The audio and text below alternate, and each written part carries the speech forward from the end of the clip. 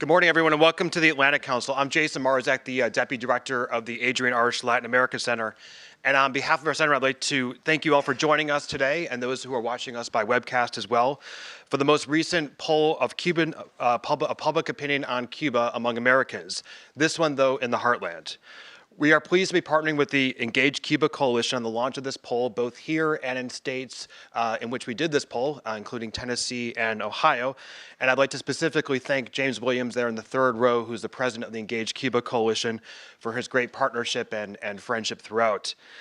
In February of 2014, the Atlantic Council broke new ground with the first ever comprehensive national poll on US-Cuba relations.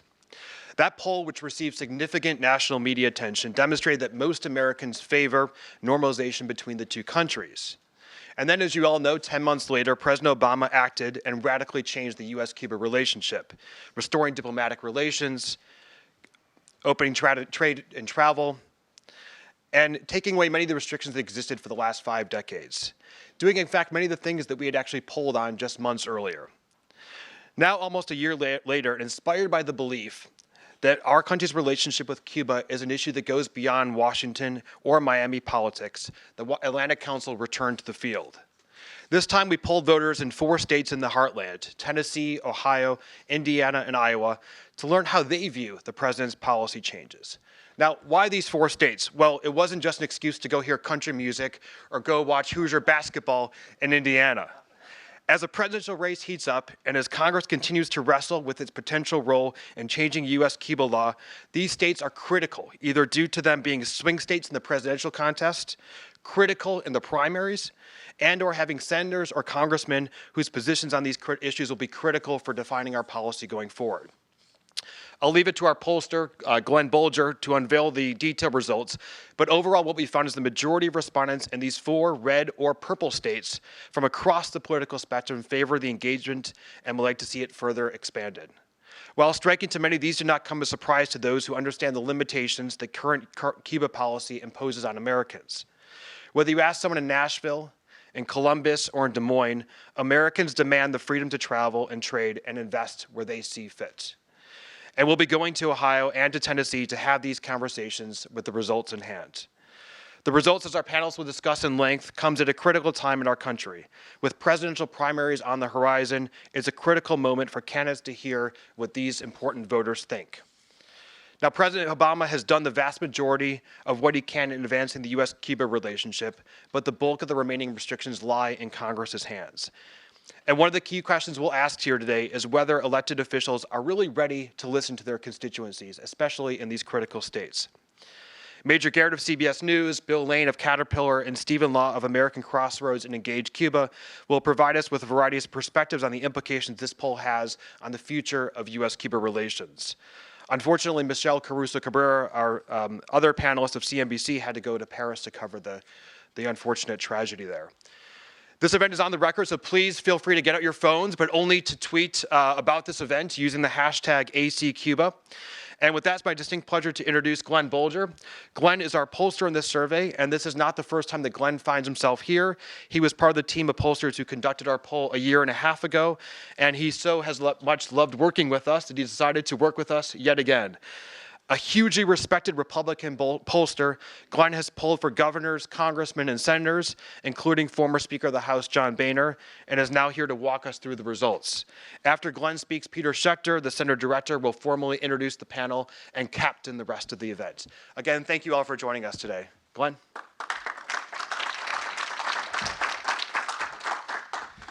Well, I was told I have 7 minutes to walk you through this survey, and that's, that's pretty impressive to ask a pollster to be brief. That's like asking me to be thin. You can ask. That doesn't mean it'll happen. Let me talk first about the methodology. Thanks for laughing over there. You can get an extra banana bread. We did the survey October 15th through the 18th among 600 voters in each, total 150 in each state. We did 210 cell phone interviews, and the survey has a margin of plus or minus 4.0 across the 600 interviews. First, I want to just talk about the political environment in the state because it's fairly relevant. And that is that voters, like we see nationally, are pretty pessimistic about the direction of the country. Only 27% say the country's going in the right direction. 70% say it's off on the wrong track. And I'll come back to that in a minute, why that's important. First, I want to talk about the image of Cuba. We asked whether voters are favorable or unfavorable, or if they didn't really know enough to have an opinion. And as you can see, voters are polarized. 30% are favorable to Cuba, 31% are unfavorable. The rest don't have an opinion. So there's still a lot of definition of Cuba that hasn't been done to voters. You can see Republicans are negative. Only 14% are favorable, 50% are unfavorable to Cuba, whereas Democrats are the mirror opposite at 48 favorable, 11 unfavorable. And independents, as they often are right down, smack dab in the middle, 31 favorable, 29 unfavorable. Let me go ahead and, in the interest of time, move along. Then we asked a series of questions about recent changes or potential changes with Cuba. And the first was that, as you may know, the United States recently restored formal diplomatic relations with Cuba. Do you approve or disapprove? 68% approve of this, 26% disapprove across these 4 states. And as you can see by party, Democrats wildly approve at 94%. Independents are essentially 2-1 at 61-32. Republicans are much closer, but you still have a plurality at 48-44 approving. And the intensity, the strongly approve compared to strongly disapprove, is nearly 2-1 in support. There's just not a lot of strong opposition in these 4 states to the recent restoration of formal diplomatic relations. And then when you look at it across the states, the lowest is Tennessee, but even there it's 2-1, 62% approve, 31% disapprove. Ohio, which, as everyone here knows, is one of the 2 most important swing states in the presidential contest, 78% approve, 16% disapprove. And then on the trade embargo, would you favor or oppose the U.S. ending its trade embargo against Cuba? 58% would favor that, 35% oppose it. Intensity is a little bit closer, but still 27 strongly favor compared to the 20% who strongly oppose. Here you have Republicans opposed at 42-51, whereas Democrats strongly favored at 79-17. Independents, you have a majority, 52-37. But keep in mind, as you look at these data, this is not your typical partisan polarization on an issue. The difference between 42 and 51 among Republicans is not that significant. It's almost a coin flip. When you see a polarized issue where the 2 parties are strongly opposed to each other, if Democrats support something 79-17 like they do here, if it's really polarized issue, that means Republicans would oppose it by the reverse. It'd be like 17-20 favor, you'd have 79-80, 81% opposed, or vice versa. If Republicans strongly support something, if it's truly polarized, then you have Democrats opposing it by about the same level. So even with the trade embargo, even with Republicans a majority opposing, it's a very slim majority, and it's not a real third rail issue among Republicans. And that's nothing to sneeze at. Gesundheit, by the way. By state, Ohio is, again, the most supportive of ending the embargo, but you have a majority in every state, including Tennessee at 51% who favor opposing the embargo. Oops, I'm sorry. There we go. It's better if I put the chart up. And then when you look at it by ethnicity, you can see that minority voters are more in favor of ending the embargo, but even a majority of whites, a strong majority at 57%, support ending it. And then white Democrats, very supportive, as are African Americans. Looking at it by gender and age, really there's not a significant difference between most of the groups except younger women. And again, remember, these were done with likely voters, so that's why the younger and older women numbers are fairly close together in terms of what percent they are, what percent they are of the electorate. And younger women, and by the way, you'll note that younger men and younger women are ages 18 to 54. We're talking about voters, and it has nothing to do with the fact that I'm 53 and still like to be in that younger cohort. But you can see younger women, it's not that they're more opposed, they just happen to be a little bit more undecided on the issue. And then how about American travel? Would you favor or oppose? the U.S. government ending all restrictions on Americans traveling to Cuba. This also gets very strong support. Just like the restoration of diplomatic relations, it's up to 67% who favor. And look at the intensity, 36% strongly favor, only 13% strongly oppose. So it's nearly 3-to-1 in terms of strongly favor. And you again have majorities across all parties. You have Republicans at 54% who favor it, Independents 2/3, and Democrats 83%. Favoring travel in these 4 states, ending the restrictions on travel to Cuba. And then, again, you see Ohio the most supportive, but again, more than 60% in each of the 4 states favor ending the restrictions. Then we tested some messages. We tested 3 messages on both sides: pro ending the embargo and anti-ending the trade embargo.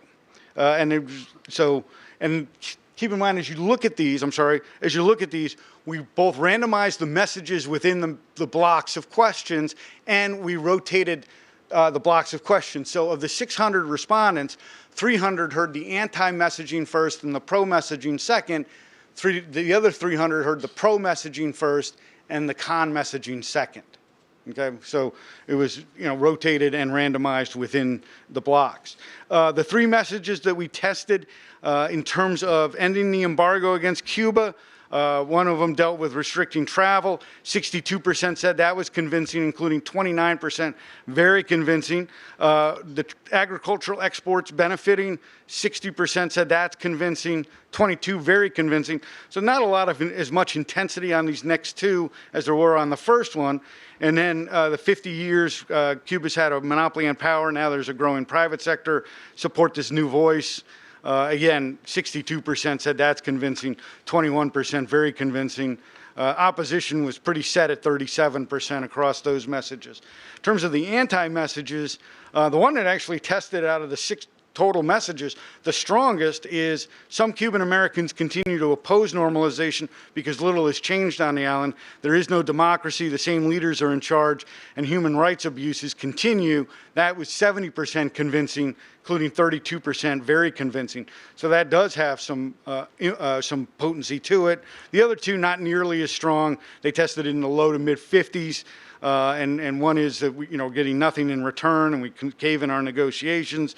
The other is that the money coming from coming from the U.S. will not help Cuba. It will only keep the regime on its last legs.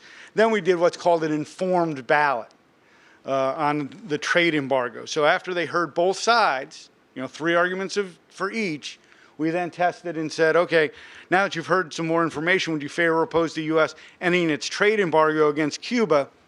It really did not affect the data at all. Statistically, no change. You had the favor go up 1 point. You also had the oppose go up 1 point. So even with these arguments back and forth, again, 3 on each side, one of which, one of the anti-messages was the strongest message that we tested. It didn't really have any kind of impact on how people felt about Cuba. And you'll note that by political party, things really didn't change much at all. Republican support, and this is on the trade embargo, which was the lowest scoring of the, and kind of the most, it still had a majority support, but it was the lowest scoring. Republicans only moved 1 point, Independents 2 points, Democrats stayed where they were. So it really did not have that much of an impact. The messaging, voters kind of, even if they don't feel like they know a ton about Cuba, they have an opinion and they're with it. Again, not much change by state either. So just the bottom line, and since I'm running towards the end of my 7 minutes, I'll be brief. Look, the voters in these 4 heartland states of Indiana, Iowa, Ohio, and Tennessee, they're not particularly fond of Cuba. It doesn't have the best image. 30 favorable, 31 unfavorable, but they do support the restoration of diplomatic relations. The majority do support ending the trade embargo, and there's strong support for ending restrictions on Americans traveling to Cuba as well. And you have healthy majorities of independent voters, and that's important in a state like Iowa and Ohio in particular, who back the recent restoration of diplomatic relations back ending the trade embargo and support ending the restrictions on Americans traveling to Cuba. Republican voters are not quite as supportive as independents are, but you have a majority who support ending the travel restriction. You have a plurality support the restoration of diplomatic relations. There's more opposition, but again, it's kind of mixed bag towards ending the trade embargo. And then finally, the last point I would make is, look, these changes in policy are broadly supported, and they're no longer third-rail issues among Republican voters and conservative voters. So with that, I would like to bring up our moderator and the rest of the panel. So thank you. Have a seat.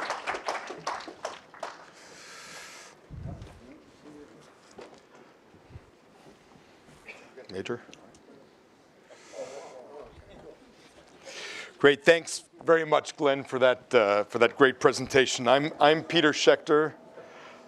I'm the director of the Adrian Arch Latin America Center, and just so everybody knows, Glenn's presentation, along with the full crosstabs, a lot of infographics and other materials are posted on our website. I want to just take the opportunity to reiterate Jason's welcome to everybody. Thanks for being here, and in particular, thanks to our friends at Engage Cuba and to our panelists for taking time out of the day. Jason began by talking a little bit about how important this moment is in Cuban-American relations. We're at a moment of huge change, like Taiwan with China or apartheid with Africa. We, for decades, faced a big structural issue in our relations with Latin America, and one was immigration and the other one was Cuba. And we've made huge progress in the last year on the second one.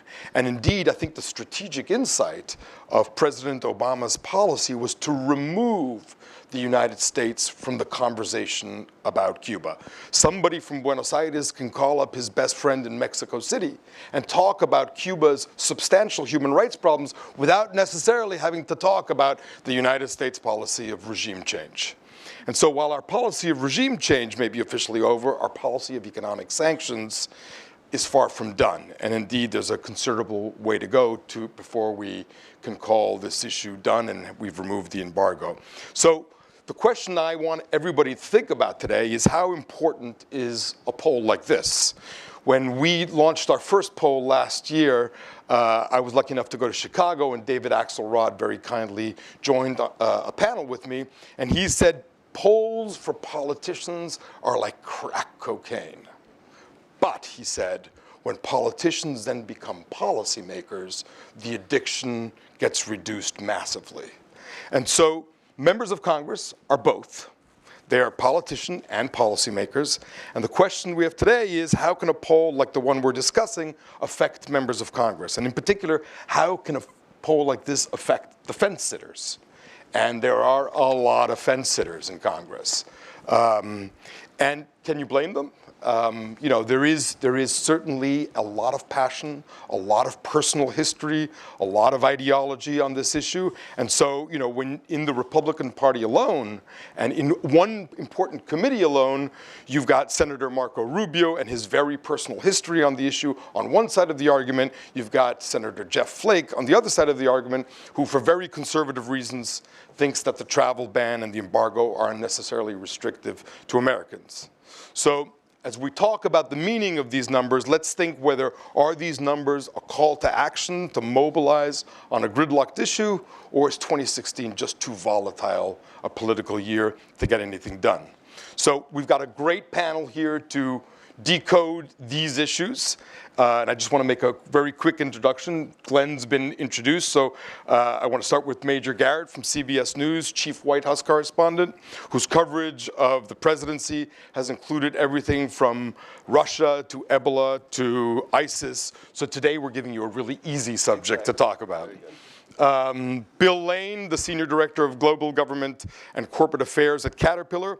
Bill has been active in the implementation of free trade agreements throughout Latin America and is a big advocate for the role of business in the developing world.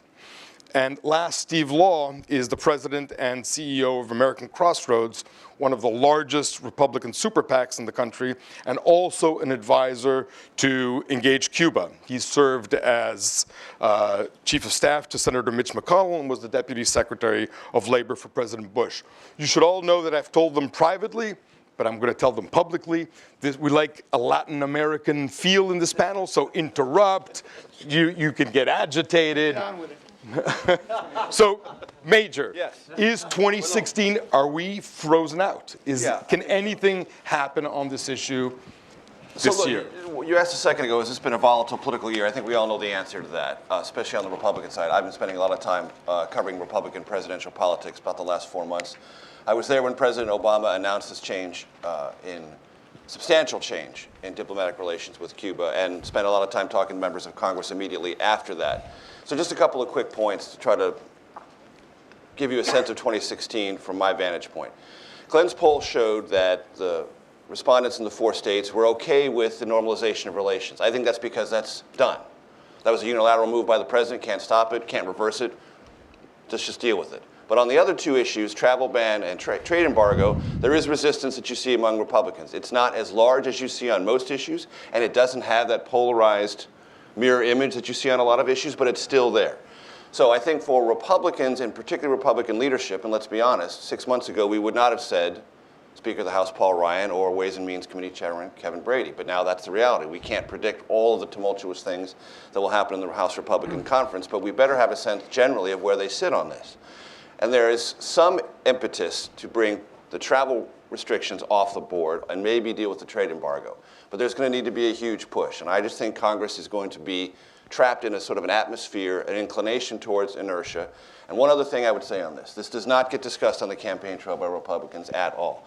Now, in one sense, that's probably beneficial for your orientation to this issue because no one's pounding on it in a negative way. And if Marco Rubio thought that it was a vote getter in Iowa, New Hampshire, anywhere else, you can be certain he would talk about it. He does not. But nobody else who's an advocate for this is on board with it or talks about it. And it's hard sometimes to figure out where people would actually land if pressed on the question. Chris Christie's a bit gray on it, so is Jeb Bush, which is sort of interesting if you just think about his experience as Florida governor. But it's not cutting any way, shape, or form on the campaign trail. So that doesn't give anything for Congress to think about or do or act on. So it's going to have to be driven from the bottom up. And the one other factor I would say is the Tea Party movement within the House Republican Conference is not insignificant, and it does have an embedded sense of skepticism about anything that, quote, big business is in favor of. And if big business, and I'm not saying big business is the only interested party here, but it is an interested party, that's an underlying structural impediment with dealing with at least one part of the House Republican Conference. So this is a conversation that has now been joined for the first time in 50 years. One of the things you can do in politics, uniquely if you're the president in this case, is you can call the question. The president's called the question. And now the country is digesting the idea of US-Cuba relations in an entirely different context. As you said in the introduction, that's not insignificant. That is a huge deal. That creates possibilities. But possibilities sometimes require patience. And I think 2016 just does not, at the moment, lay down in a way that makes this an issue that's going to jump to the front of the agenda or be passed in any time soon. There's one thing I would just say that could change the dynamic. No matter who ends up being nominated on either side, you could easily see a scenario where that person is not going to want to deal with Cuba policy in the first 6 months of their administration. And you've got at least one policy issue, ending the ban on U.S. travel to Cuba, that has mainstream and broad support. And you could see, a tip of the hat to leadership saying, I'd like you to move this issue off the table by moving it forward in 2016, getting it off the board so it's not an issue that I have to deal with when I become president. As Major said, there are significant impediments to that on the Hill, but I think there's a reason to get ready for action next year because you could see in the fall that there'd be a desire to take this issue off the table, start to move part of the agenda forward because an incoming president on either side, no matter who that nominee is going to be, may not want to tackle this in the first 3 to 5 months of their administration. So let me use the segue of big business because I'm the representative. I guess you're the representative. And I want you to know just and what big business would like to say. Well, my biggest fear is that Caterpillar someday becomes a small business, so I'm going to do everything I can to keep that from happening. Right. And that's one of the reasons why we're so active on trade. We're one of the country's biggest exporters, and we're always looking for ways to open foreign markets or make them more open. So all the FTAs, whether it's Chile or Peru or Colombia, or Panama, these were big priorities for the company, that widespread employee support. And we really feel on several of them, we really did make the difference. But probably the biggest opportunity is when you can convince the US government to let you sell to another market. And sometimes you can't, because there's multilateral sanctions. Everybody gets together and they work collectively to try to bring pressure on a regime to bring about change. And sometimes that works. I think we had some success with Iran, and there are other examples where it's worked. But the one thing that never works is when you have unilateral sanctions, where it's just the United States, and the United States thinks just by the will of force that it can force another country to go somewhere else by having an embargo saying, we will not sell to you. You'll have to buy it from your competitor or our competitors. And that just doesn't work. You're hard pressed to come up with any examples going back to the Peloponnesian War when one country puts a unilateral sanction on another. So, you know, the macro question to political candidates isn't whether you believe in Cuba or not. Do you believe in unilateral sanctions? Do you think the United States, by itself, by just the will of commercial engagement or isolation, can bring about effective change? Whether it's a small country like Cuba, whether it's a big country like China, whether it's Japan, whether it's Mexico, all of these countries right now are in the debate as far as whether we should have sanctions, unilateral sanctions or not. That's the macro question. If you think that Cuba is a positive for Republicans, it would be brought up at every debate.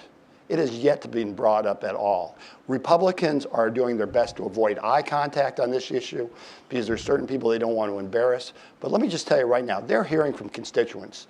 The baby boomers want to go to Cuba. They want to do it before they need a walker. And when you think about the time frame on Cuba, 55 years, you know, almost everyone in this room will be needing a walker if we double that period of time. And secondly, farmers want to do it. And this is the last point, and this is the point where I think we all have to be much more forward-leaning. Don't bury your lead. The reason why Caterpillar wants to do business, wants to open up trade with Cuba, is we want to sell to Cuba. We want to export to Cuba, we want to trade with Cuba, and we think by doing so a lot of positive things are going to happen. But the main reason is we want to have a market that has historically had a great preference for American products, has a strong desire based on our recent trips to buy American brands, and we have a home field advantage in this market, and we've ceded that home field advantage for 55 years, some of which was justifiable, but for the last 17 years it has not been. And just like a cicada, after 17 years, it's time to change the policy.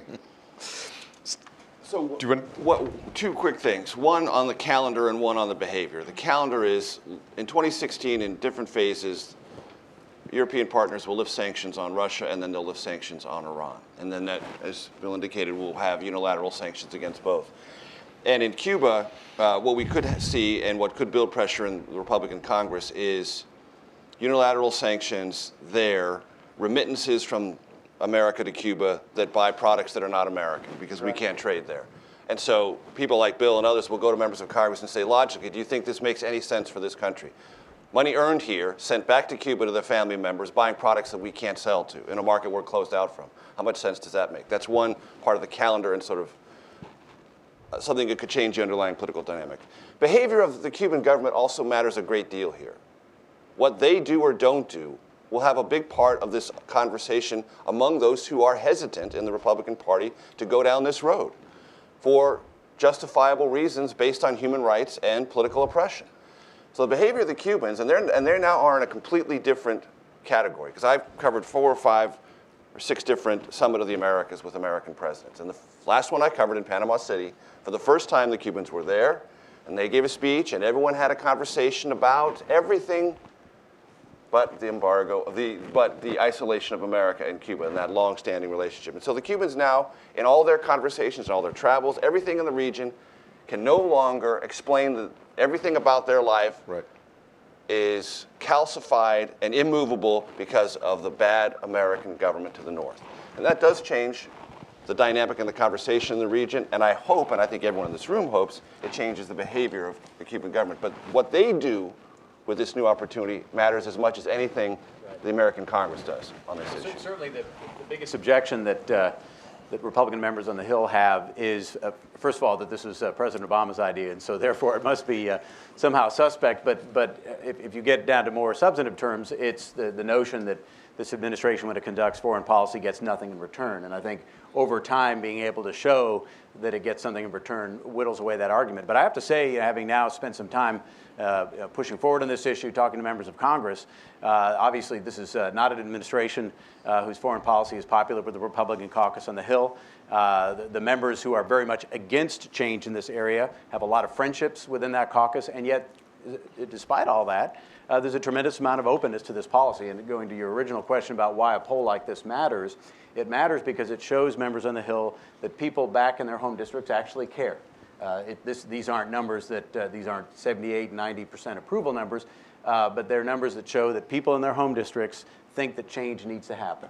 On the travel portion, certainly right away, but there's even openness on the trade embargo, and this is an issue where you see independents following the pro-reform direction, and that's going to be very, very important to members on the Hill who are trying to figure out where is this issue going down the road for their own constituents, not nationally, not in some other poll, but in their own states. Well, you've just started answering the question I was going to throw at you, which is, so, you know, you have somebody who really hasn't expressed much of an opinion, like Chairman Corker, for example. So how does it, he's got two very opposing views on his side of the aisle and in his committee. So how does a poll like this change the calculus for him? And how does he figure that in? And how does a poll like this move him to take a position? Will he do it? And you know, are there partial steps? Are there not everything, but maybe the travel ban? Sure. Yeah, I obviously can't speak for Senator Corker personally and haven't talked to him about it, but I think this is the sort of issue where a member like him is going to be very concerned about the caucus as a whole and very concerned about those who care about the issue strongly on the other side, and there's going to be a certain amount of needle threading that has to be done. But a poll like this begins the process of giving permission to evaluate this issue that up until recently has largely been viewed as an Obama administration foreign policy priority, and translates it to concerns in his home state. And again, going to Bill's point, the lobbying and advocacy by the business community, both large and small, both industrial as well as agricultural, causes members to take a fresh look and say, you know, I really do need to care about this. I think Bill's phrase is particularly memorable. You know, they avert your gaze on this issue. They don't want to establish eye contact. It makes them have to establish eye contact with the issue and and mumble too. Right. Well, as a Norwegian, I'm used to mumbling myself, but it requires you to have to stand up and take a position. I mean, let's not fool ourselves. You know, members of Congress, they do a poll every day. Every time they talk to their constituents, every time they go on a TV program or anything like that, they know what the poll is. And you know, you ask Republicans, you ask moderate Republicans, you ask freshman Republicans, do you hear about Cuba? And they go, yeah, we hear about Cuba. You know, our constituents want to go to Cuba. They want to see what it's like, and they want to, especially the farmers, they want to sell to Cuba. That's the two consistent themes you get. And they go, but we got a lot of other priorities and things of that sort. Now, occasionally there's an epiphany. This poll could be that epiphany.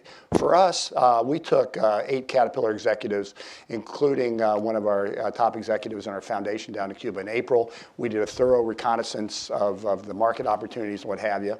And you know what our conclusion was all this time we thought we were isolating Cuba. We were the ones that were isolated. Right. The Europeans owned the mining sector. The Japanese own the construction sector. The Chinese are trying to get in there. We were the ones that didn't realize what was going on there. It wasn't our competitors. They're fully engaged in Cuba. Now, the last thing that just happened 2 weeks ago, the Chamber of Commerce started up the US-Cuba Business Council. And this is very important for us for advocacy and what have you. But it also gives us a way to constructively start making suggestions to the Cubans, because I have to tell you, a lot's going to have to change in Cuba. I mean, the first thing that has to go is the embargo and the travel restrictions. But for Cuba to be a robust market, not just sort of a blip on the radar screen, they're going to have to make changes. They're going to have to invite capital. They're going to have to make some market reforms. If they do that, it's going to be a robust market. Everything that Caterpillar makes is needed in Cuba. everything. And so the question is, how do you get the wherewithal for that to happen? The World Bank can play a role. They got to join the IMF. The Interdevelopment Bank is obviously key to this. There's some big infrastructure projects. They don't need to rebuild their infrastructure. They need to build an infrastructure. That's the sweet spot for Caterpillar. Glenn, Glenn's been wanting to jump in, so Go ahead. Going back to he's the quiet, demure type, so I need to prod him out. going back to the poll, as Stephen said, look, I can't project what Chairman Corker's mindset is, but overall, keep in mind what is motivating members of Congress quite a bit politically is, on both sides, is to avoid primaries, or certainly a tough primary. Nobody wants to be the next Eric Cantor. And so, they don't want to take on hot button issues that are going to cause problems in their own base. Well, the data is very clear that with the Democrats, they're Democratic voters in these 4 states, and I would dare say, nationwide, are fine with these. So that's certainly not an issue. So then if you're a Republican member looking at these data, it's very reasonable to conclude this is not a hot button issue. Right. This is not Panama Canal in 1976. That will stir up a hornet's nest. This is something that, at worst, Republicans are fairly divided on. So it's not going to be something where you've got, a whole storm of people really upset, except maybe in certain precincts in South Florida, about this issue. But can I just follow up with that? I mean, what is, to me, epiphanous, because somebody used that word, I think, right? Yeah. Epiphanous about this poll is the comparison to last year. I mean, if you look at the poll you did 1 year ago, and the poll and this poll, it just seems like we've come a long way among conservative voters who just believe that this was the right thing to do. Conservative voters who don't want to give the administration any bennies, but they do on this. Yeah, and I think that one of the reasons you see that is, as I think Major noted, it's happened. So and the world hasn't fallen off the edge. So it's not the end of everything's fine with that. And the other is a kind of a weariness of, look, we've had this one policy for 55 years, and guess what? That hasn't worked. Where we've seen democracy and freedom spread, for example, in Eastern Europe after the when the Berlin Wall came crashing down, it's because, that was hastened by more activity and more connection with the U.S. and other democracies. I think that a lot of conservatives and Republicans are turning to the idea of, look, what we tried didn't work. Let's try something different. Let's try, smothering oppression with freedom. Yeah. I think that maybe the most significant impact of what the president did last December was remind people that we have a Cuba embargo. I think this was an issue that had kind of gone to sleep in a lot of voters' minds on all sides, and his action forced people to face up to the fact we've had this policy for 50-some years, and you'd be hard-pressed to find anybody who could point to any significant success that it's achieved, to Glenn's point. And so I think as a result, it's kind of pushed out, and this poll I think shows it, it's pushed out some of the inherent politics of it. It's less of the fact that President Obama's for it, I'm concerned about that. Some of my friends are against it, I'm concerned about that. And it's more just your average Americans looking at it and just thinking, this is really something of the past, and it needs to change. And I think it's that perspective that this poll shows is going on with voters as a whole, and increasingly with voters on the right. Major. There's an interesting conversation that you could have with House Republicans who are in the Freedom Caucus, if you will, because they are very much attuned to the sharing economy, Uber, Airbnb, everything that works in that sort of individual entrepreneur involving himself or herself in the broader economy on their own terms, on their own time schedule. When I was in Panama City talking to a lot of the folks who were down there about what are the things that are popping in Cuba now, one of the most interesting businesses in Cuba and one of the most successful operations in Cuba is Airbnb. Individual Cubans renting out their properties to people who can travel there and get there on their own. So philosophically, what does this tell you? It tells you that there is a desire, and the government can't regulate it. They can't go all around and find everyone who wants to do this. It creates individual economic choices, and they're with the liberty of a certain dimension. Yeah. And it provides autonomy, at least economically. And if you are in favor of that philosophically, what does the travel ban mean to you? How does that fit within your philosophical construct?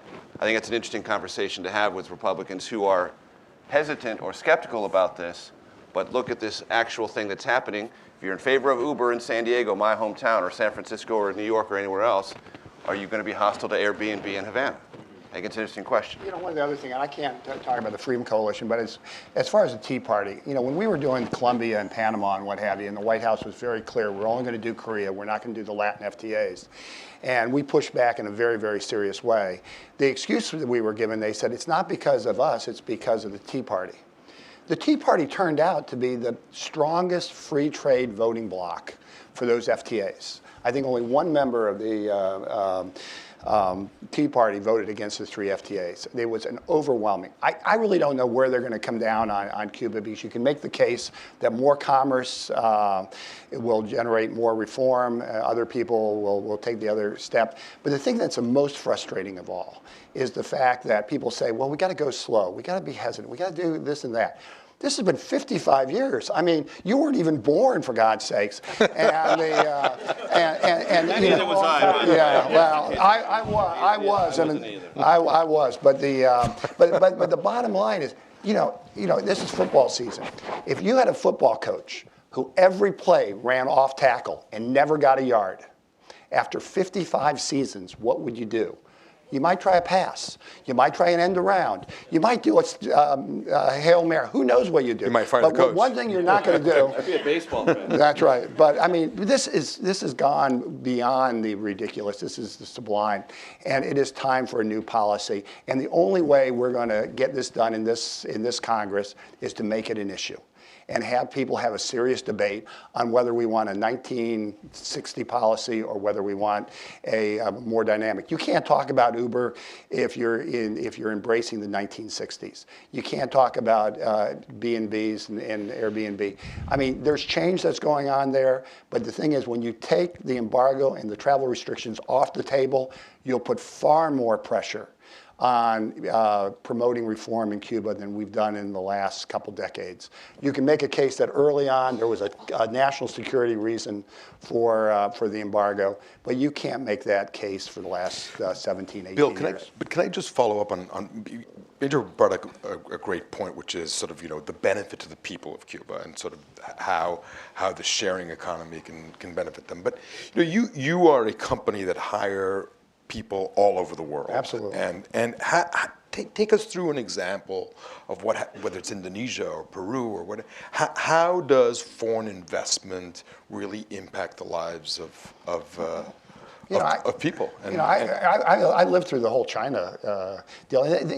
Actually, I have to say, this is one area where I'm not as optimistic on Cuba than I was on China. Every time I used to go to China, and this is starting in the early 90s, the attention to detail, the constant improvement, the fact that people were paying attention to all aspects of their job, it got better and better.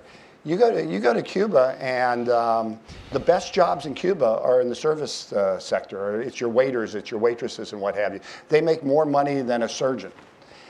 I don't see that attention to detail yet. Now, maybe that's just because there's a capacity of hotel rooms and they're at full capacity and whatever. But I want to start seeing that constant improvement that you've seen all over the world, whether that's in China, whether that's in Vietnam, whether that's in a lot of the emerging countries. I haven't seen that, but here too. I was there in 98, I was there in 04, and then I've been there a couple times this year. But that's the kind of improvement I'm waiting to see. You're not going to see that in a controlled environment. But as long as we have the embargo, as long as we have the travel restrictions, they got the greatest excuse in the world to try to maintain the status quo. When there really is an effort to attract capital, and it will come in a serious way, all that changes. They're going to have to reform, and they're going to have to reform in all aspects in the way they do business. So, Steve, let me just ask. Tipping points. What's the tipping point for a policy? Like we've all talked about, it's hard. The election year, is it frozen? Are some parts of Congress more amenable to this message or to another message. But we have a majority of Americans who support this, and certainly the Americans who live in those 4 states. We have the Chamber of Commerce and large companies who support this. We have agricultural community who supports this. We have high-profile Republicans like Carlos Gutierrez who have come out and support this. And we've seen tipping points, like, for example, on recent success on LGBT issues. When does the tipping point happen? When does it finally sort of move forward? I mean, I think it should be now. I mean, obviously, I think, look, you've got a couple things that are inertia driving events. One is just the way that Congress is operating now. That's a significant challenge in and of itself, and that pertains not just to this issue, but a huge number of issues that are even less controversial than this, and this is not that controversial an issue any longer. As Major indicated, you have the presidential calendar and desire certainly by the congressional leadership not to create obstacles or problems for anyone running for president in the primary season. A couple different political tipping points happen. One is, as I said earlier, if you have a presidential nominee who signals to Congress that I'd really like to have this piece taken off the table so I don't have to worry about it in my first several years, or at least first several months of office. That's certainly one thing that could cause there to be fairly swift action. But if that doesn't happen, I think it's going to take advocacy to do it. I mean, one of the reasons why I got involved with Engage Cuba and why Bill Lane is doing what he's doing both at Caterpillar and at the Chamber is it will take an effort to make this, to make members take a position on an issue that otherwise they might want to put in their drawer and not have to think about, even though they know that it's probably not a dangerous issue for them politically. The other thing I think economically is what Bill spoke of is that if American businesses, American manufacturers and farmers and hospitality companies see the rest of the world coming in ahead of us and taking up market share that could be ours. I mean, one of the things that even in a very large island like Cuba, there are only so many great beachfront locations to put nice hotels. And one thing that we hear from the hospitality sector is they're becoming increasingly concerned that at some point when American companies finally get their turn at bat, it's all going to be taken over by Spanish companies and others. So I think the sense that there are opportunities that are going to pass us by and the advocacy of that to members is ultimately what's going to drive this to action, I think. Major, the president has really been critical in this change, and there's some rumors that 2016 may be the year of the first time in a long time a president going to Cuba. Mm-hmm. You, first of all, do you see this as a legacy issue for Obama? Do you see this as an important thing? And secondly, do you plan to jump on the airplane to go to Cuba with him? Well, do you think he's going to go? The president will go. He'll go after the election. He won't go before the election, meaning November election, not Iowa or New Hampshire. So it'll be after the presidential election is settled. At least that's every indication I've gotten from the White House. And of course, it's a huge thing. It is. I mean, I having covered the American presidency for the better part of 12 years and spent a lot of time reading about it. Everything a president does is a legacy issue, ladies and gentlemen. That's part of the job. You're the president of the United States. You project power in every way. Some things are more resonant and historically significant than others. This would certainly fall into that category. And the president will, history I'm sure will judge, get credit for making this choice and setting this in motion, because I do believe there is an inevitability about this transformation. It's just a matter of time. Yeah. You're impatient, it's going to happen. Right. That's clear. We're not going to normalize relations with Cuba and 20 years from now still have an embargo and a travel ban. I mean, that's just not going to happen. The pace of that is the question. The end result, I don't think, is. One thing I would, to pick up on what Steve said a second ago, if this gets resolved in 2016, I think there is one scenario in which it does, in which it is added into other larger things that become a large legislative package at the end of the Obama administration that solves some problems that both sides would like not to visit on the next president for various reasons. And I'm not really talking about political altruism here. I'm talking about the possible dynamism of lame duckism. Yes. Because you're going to you have a lame duck president at the end.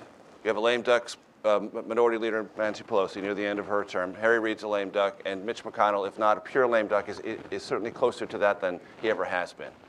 Paul Ryan does not want to be Speaker for a long time. He said that on 60 Minutes on Sunday. He's not a lame duck, but he wants to get things done and is not the least bit afraid of putting together a large, big deal that might include tax reform and a huge infrastructure deal.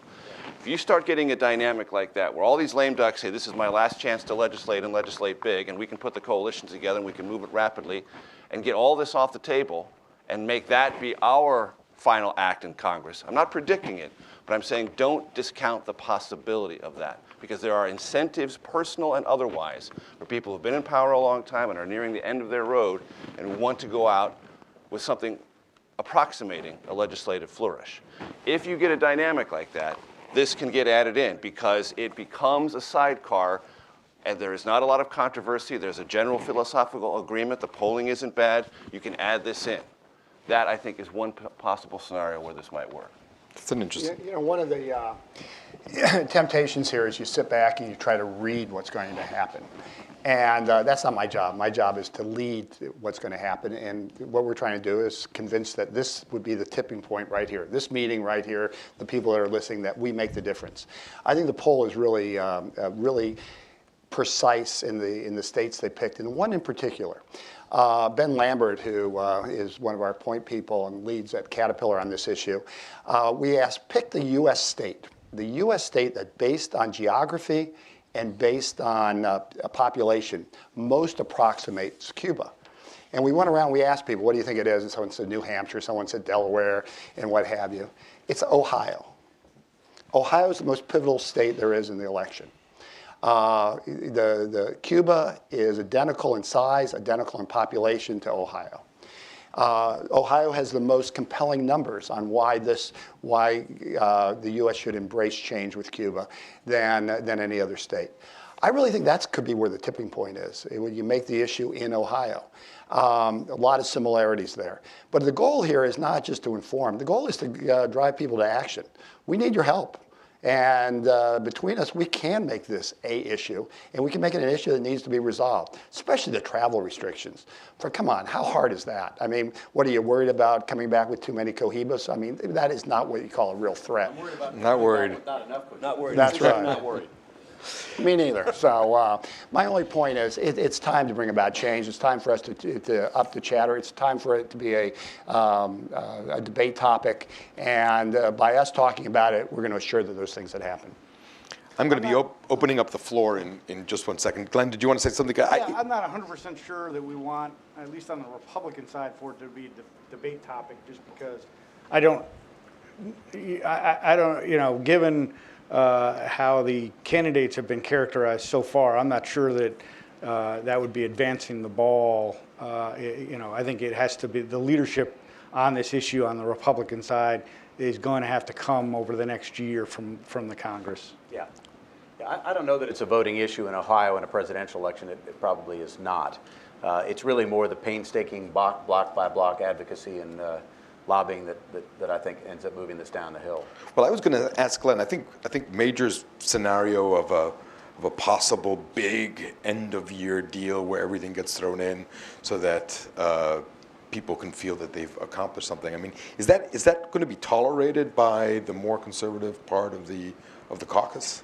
I mean, Look, it's really hard to project what they're going to do on a big thing. I think you know, on something like this, from a bite-sized perspective, given you know where the Freedom Caucus is and where the Tea Party presumably is, the Tea Party supporters, I think it actually could go down better and easier as a standalone issue. I mean, let's face it, capitalism works. I mean, it may not be perfect, but it works better than anything else. And the Airbnb and you know the informal taxis that they have, and the restaurants in people's homes, all those things are going to add up to more and more trade and more people wanting to work harder because they can actually help their families get ahead and live a better life, and those sorts of things are very appealing to conservatives in Congress. But remember, if they call the question, just on the budget deal, which the House Freedom Caucus didn't like, it rolled. Why? Because you brought the question to the floor, Democrats voted for it, half the Republicans voted for it, there you go. I mean, if you want to engineer it, you want to call the question, you want to lay it on the floor, and you know you have the votes on both sides, you don't need the House Freedom Caucus. Right. Necessarily. And on a big deal of the kind that I described, that would be the dynamic, just like it has been on the two variations of Ryan Murray on the budget side. Right. Well, that would be a big change from where we've been over Right. the last couple of years. That's what I mean. It would have to be something of a kind we haven't seen, but I don't rule out the possibility of it. Interesting. Let me open it up to questions. The gentleman there, there's a microphone coming. Would you just tell us your name and... Hi. Yeah, good morning. My name is Jorge Solis. I have a question for Mr. Bolger. The poll that you undertook in the 4 states, is your sense that the responses came back from a ideological reason, meaning we need to be nicer to the Cuban people because they're nice to us, or for a more personal economic reason? In the case of Indiana, I can sell more corn, and therefore my standard of living will improve. That's a really good question. It's really hard to project what's in the minds. In fact, I would hesitate to do that. What's in the minds of respondents when they're answering a question. Some of them, certainly, it was, ideological, and others it was economic, and others it was just pure, look, we, need a way to advance freedom, and this is one way to do it. So I hesitate to say this was where the bulk of the people were answering the question from. Because we didn't explore that in this survey, or that would probably be more for focus groups, and that wasn't part of this project. Lady over there with her hand. Hi, Sharon Bovat, Voice of a Moderate. First, I talked to some Canadian people. They really do not want this to happen because they like to have their cheap vacations in Cuba. And so I think we're going to scare a lot of people that have had traditions and they're used to the Cuba the way it was, and they're afraid there's going to be Burger King, KFC, everything loaded up, and it probably will be. But my question for you is there a way to educate the people that are totally against it? There has to be a way to do some type of public service. Now that you've got the polling, the people that are adamant, the people that remember the Bay of Pigs, is there any way to just educate those people? Has that been discussed? Because I think you're seeing a very, black and white. And is there any way to kind of bring everybody towards the gray area, like what you've just shown? Thank you. For those who are opposed, particularly for those who are ideologically opposed, I think it continues to be just an advocacy process that proceeds incrementally. I mean, I think it's a matter of a number of things. First of all, arguing that the current policy that we have hasn't yielded results that they may be looking for. Second of all, that at this point, the only people who are being isolated are American businesses and tourists. And I think it's continuing to make that argument. The other place, interestingly enough, where advocacy is going on really without any of our involvement at all is at your neighborhood newsstand.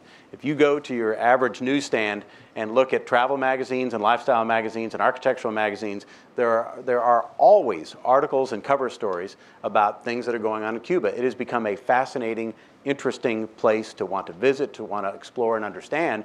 And an average American will call their travel agent, find out, no, sorry, not for you.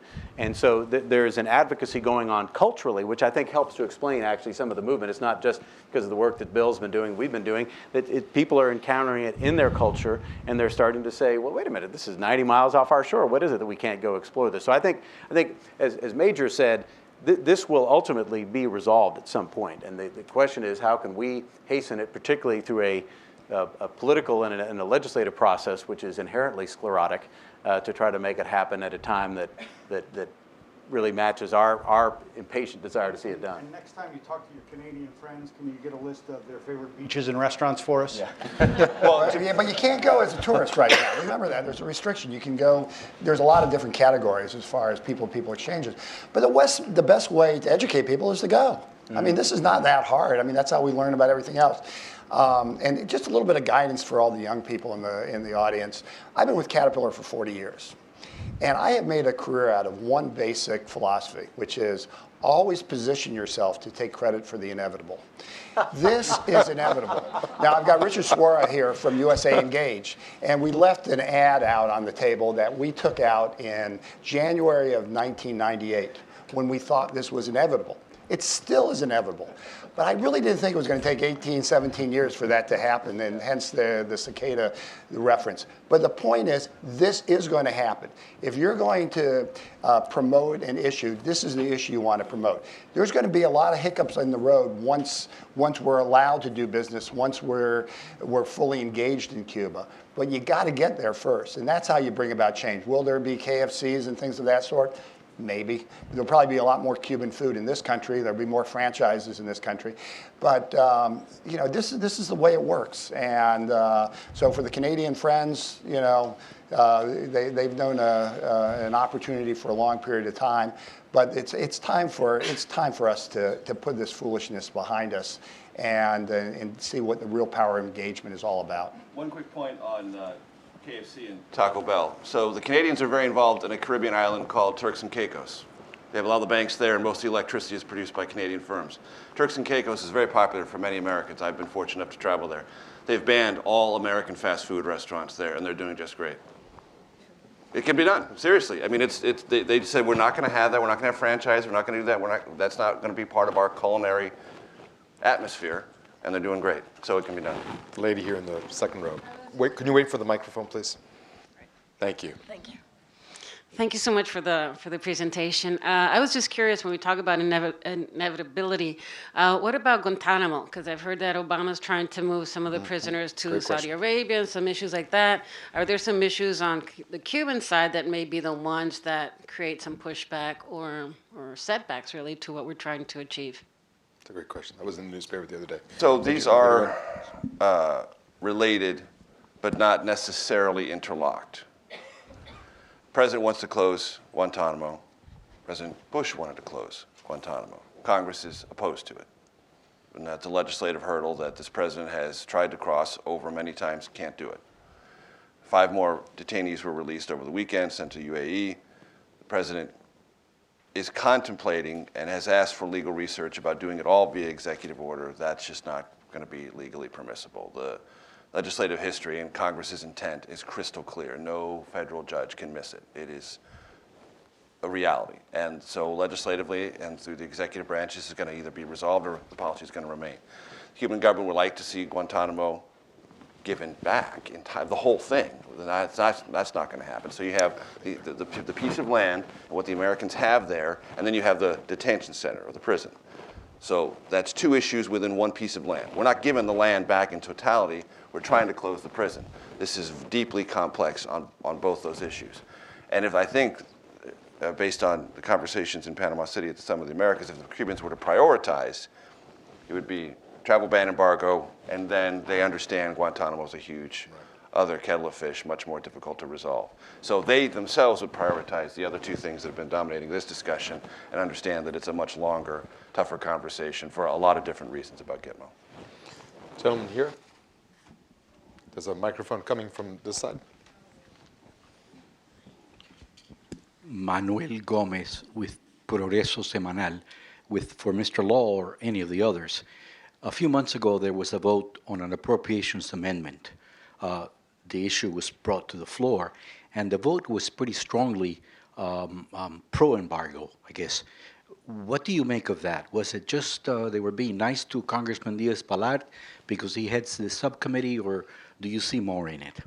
Yeah, I think one of the, say 2 things, first broadly and then specifically about that. I think first broadly on the whole issue of inevitability, the one thing I always am concerned about, and it's borne by years of being in Washington, is that momentum is a deceptive thing. And determined minority can prolong a fight a lot longer than you think. And that's why I think constant advocacy, smart advocacy, constantly pushing the ball forward is absolutely critical. And I don't think without it, it will happen. That particular vote was something that was unfortunate because I think what we're trying to do is set up wins. I think that's what we want to try to obtain. I would contrast that with what happened in the appropriations process on the Senate side, where we were looking at almost certainly a set of losses, and by engaging effectively, working individual members, working the business community, making sure that we were in touch with the members and staffs, we actually got two things that probably haven't been written about much. One is a one-year suspension of the travel ban, and the second is agricultural financing that would help us to be competitive. Now, in the end, I don't know that either of those measures survive the Cromnibus or whatever the end game is, but I think it just shows that when we pick our fights and we play to win and we work the Hill, we can achieve positive results, but it's not the sort of thing that's going to fall into our lap. It's going to take a lot of day-to-day work. It's going to take polls like this. It's going to take engaging the local business community. It's going to take letters to the editor. It's going to take visiting offices, all that stuff, I think, because I do think that notwithstanding the fact that I think the broad cross-section of members on the Hill, Democrats as well as Republicans, are sort of generally like, oh yeah, maybe we ought to be for this. There are reasons to oppose or reasons not to take action that we have to challenge every single day to make this thing happen. Gentleman in the back.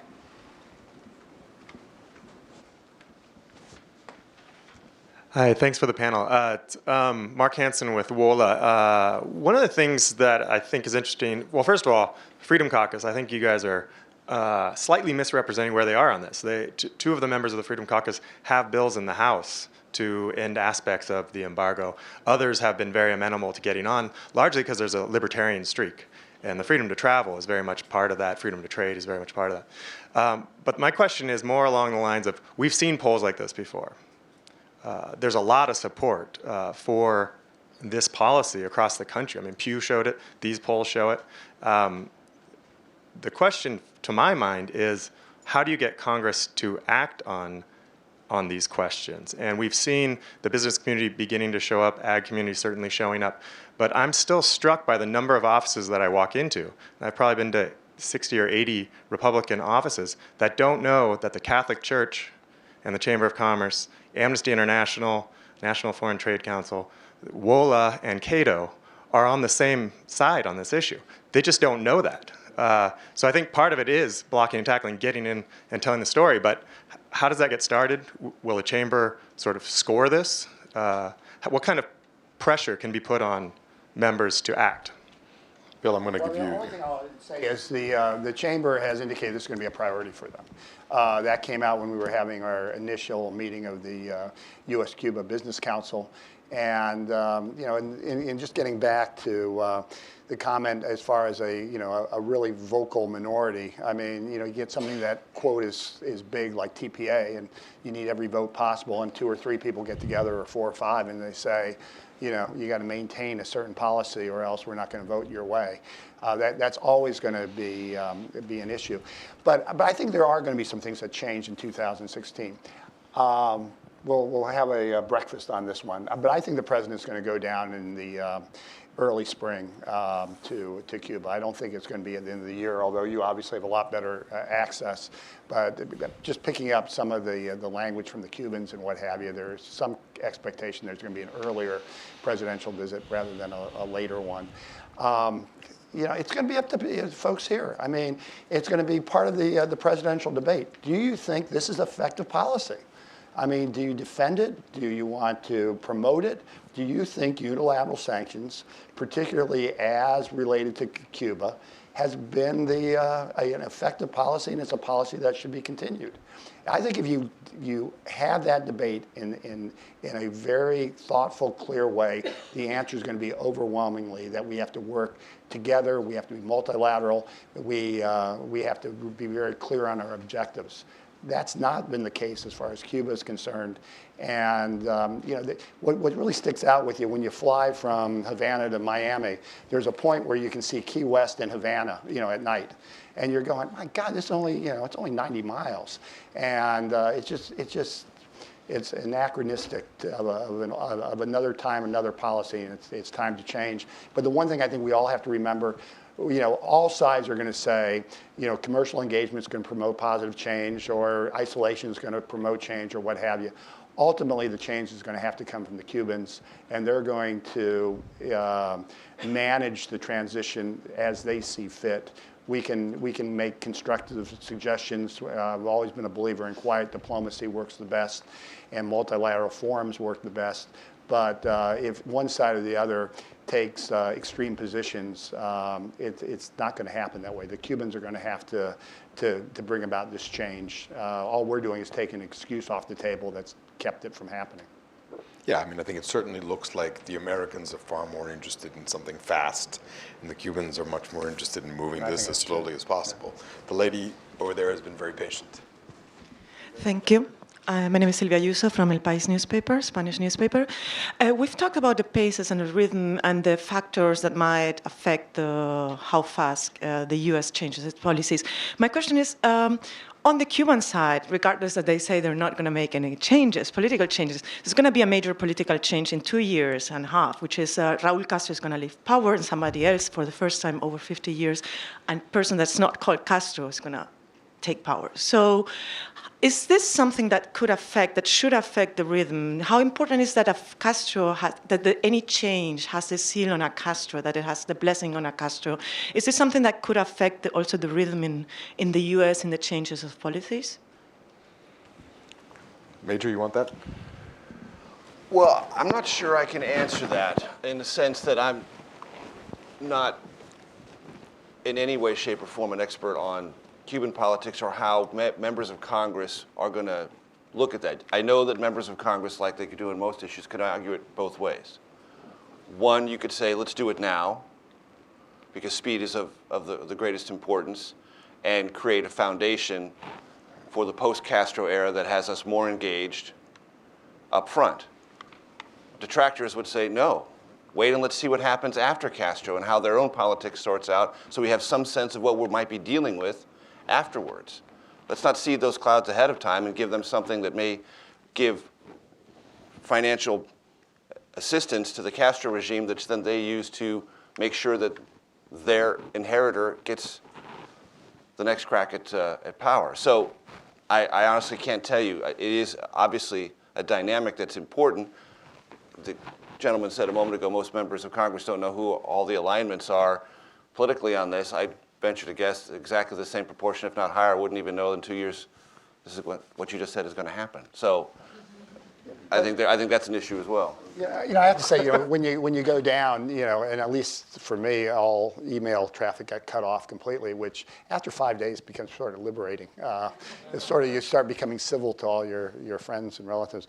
But we had this conversation on Vietnam, trying to make the analogy. I mean, here we're on the cusp of having a free trade agreement with Vietnam, a country that we had over 50,000 casualties, deep-seated feelings and what have you.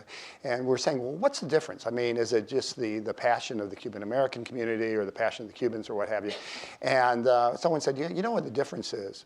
When we negotiated the trade agreement with Vietnam, we weren't sitting across the table from Ho Chi Minh. Whereas you still have this memory of Castro and what have you, and then that inevitably brings, well, why don't we just wait them out?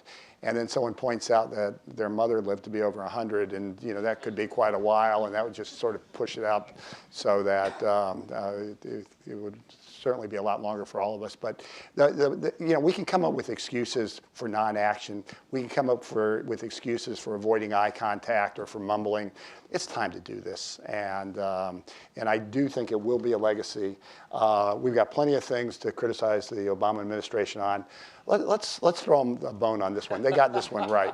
Yeah, can I just add one thing on top? If you look at the poll, one of the things that struck me as interesting, first of all, none of the arguments were intensely persuasive for and against and moving people one way or the other. But the internal reform dynamics, sort of the internal human rights record, stuff like that, was particularly non-persuasive to respondents to the poll. I mean, I think Americans kind of view this in extremely practical terms, it seems to me. What's going on in Cuba, the politics, that's not that important. I want to go to travel there, and at least some of them want to go do business there. And what's going on in the internal politics, that's somebody else's problem. Right, exactly. So I just think that's an issue that you hear a lot of members talk about that I think has no basis in terms of at least what your average American is thinking about. Did you wait for a microphone, please? Yeah, Cynthia Stinger with AECOM. And while you send your equipment there, we'll be right there to help the people put it to work. But Not being an expert on Cuba, but going back to about 2 questions about the Cubans and what they're going to need to do, how are they going to respond in terms of labor practices? My sense is when you work in Cuba, you pay the government and then the government pays the workers. On the scale of things they have to change, where does that rank? Yeah, I mean, here too. I'm not going to get into the reforms that are needed. I mean, from a Caterpillar perspective, the first thing we needed to do was scope out the market. Remember the musical, or the Music Man? You got to know the territory. So that's the first thing you have to do. And then the second thing you have to do is to try to get a feel for the potential of the market.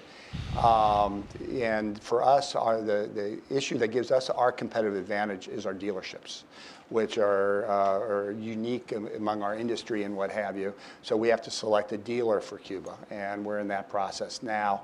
And then we're looking for branding opportunities as far as ways philanthropically to help the Cuban people. We've got some ideas that we're moving forward on. We're not yet to the point where we can announce it. So those are the steps. But this is where joining the US-Cuba Business Council becomes so important. One, it identifies opportunities. But the other thing it does is it points out that there's ways to encourage reform in a constructive way. And you can do that where you're not, on a program like this, you're actually trying to get to yes.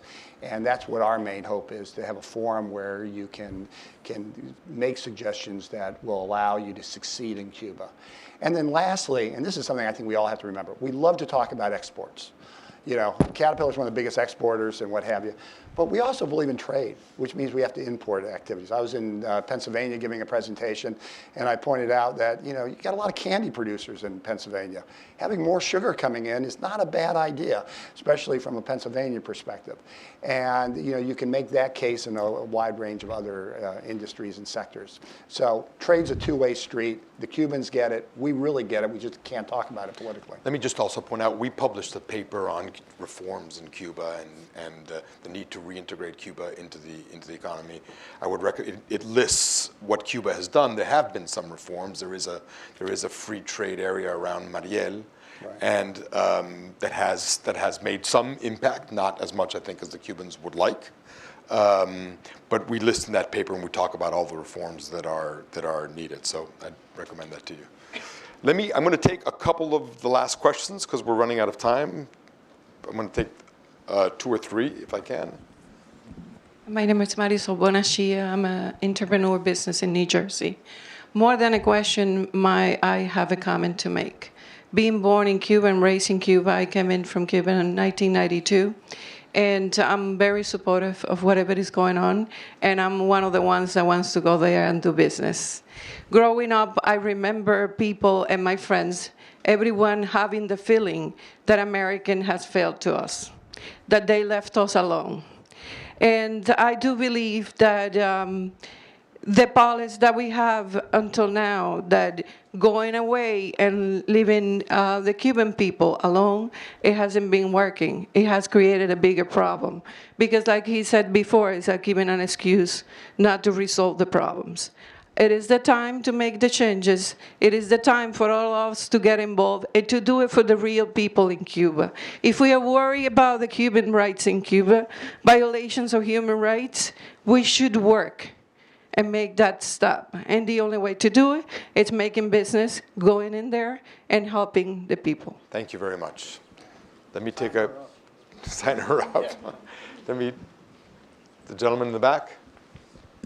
Thank you so much, Adi Soto. My question is, to what extent do you see these changes with Cuba, whether they be economic or humanitarian or security changes, affecting negatively or positively some of our other allies in the region, whether they be the Dominican Republic or specifically Puerto Rico? That's a great question. Anybody else? Sir. Richard Savoya from the National Foreign Trade Council. Since we're putting all the issues on the table, just if you could speak to the claims issue in the context of eliminating the embargo.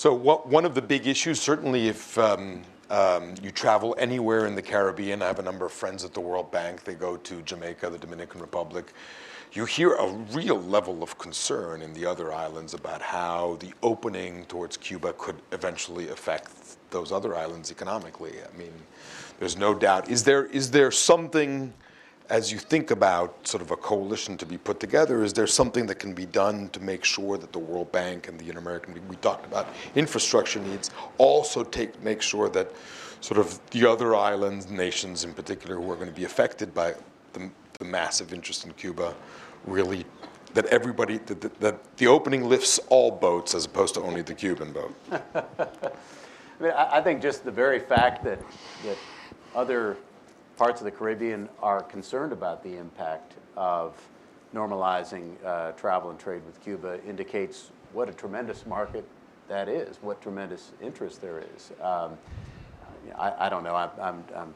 certainly not a trade and travel expert enough to know whether you can make Barbados feel better about it or not. But I think what it signals is that it's something where there's a huge amount of interest, and they feel it, they know it, and other than simply making sure that there's a level playing field, I don't know there's a lot you can do. I mean, the truth of the matter is that, as Bill has said and others have said, Cuba still has a long way to go to be anything approaching a fully functioning open market economy that could sustain the kind of growth and development that you have in these other Caribbean destinations. It's going to take a long time. I know James Williams, who heads Engage Cuba and has now become really one of the most trusted emissaries over there. He spends a lot of time educating them on what's going to need to be involved to make that transition. But I would say, again, not as an expert at all, I think that really the most important variable is just really how quickly Cuba itself adapts to the changes that would be necessary for it to really develop. And it will be a long time, I think, before, even with everything that Cuba has to offer, that it could be a competitor to much more developed destinations in the Caribbean. Do you want to take the claims issue? Well, let me do real quick. Marielle, we were down there when Governor Cuomo was visiting. His presentation for doing business in New York is almost identical to the Cuban presentation to setting up shop in this economic zone of Marielle, which is 20-some miles Of course, you are talking about New York, though. But it's the same thing. You think it was written by a bunch of Republicans. Yeah. No taxes for 10 years, this and that, easy regulations and what have you. And that gets back to the question on employment practices and things of that sort. But it was, you'd be hard-pressed not to take a good look at Marielle if you're going to set up business in Cuba. As far as the claims situation, they've settled their claims with everybody else except the United States. As long as you look back, and we have avenues or venues to resolve claims issues, but on the day they opened up diplomatic relations, Caterpillar took a full-page ad out in some publications, and we said the future begins today. And as long as we start focusing on the future, we can resolve everything. There's obviously going to be a lot of people that only want to dwell on the past. There's some things that are going to have to be resolved that are historical. But most of our attention has to be on the future. It can't be on reliving, certain notions. We've handled claims in Eastern Europe. We handled claims in Asia. We've handled claims everywhere else. We should be able to handle claims as far as Cuba is concerned. And I want to thank you very much. I think just building on that, I think last word. Yeah. Just real quickly on that. As sort of as implicit what Bill said, there are people who want to raise issues as a reason not to act. I think we have to turn those things into reasons to act, and I think that's why what James has been doing with Engage Cuba and Luke Albee and me. I think our goal is to say, look, we can solve those problems if we have a basis of engagement, if we have a forward-leaning posture towards Cuba. That gives everybody an incentive to come to the table and start to sort these things out, rather than say we just have way too many problems. Throw all this kind of miasma of issues in front of us, and then therefore that's a reason not to make it happen. You have to start the engagement process, and then you can solve those problems in a way that ultimately becomes more equitable. I want to thank all of you for coming this morning. You're the dream panel. My work was very little. Thank you very much, and thank all of you.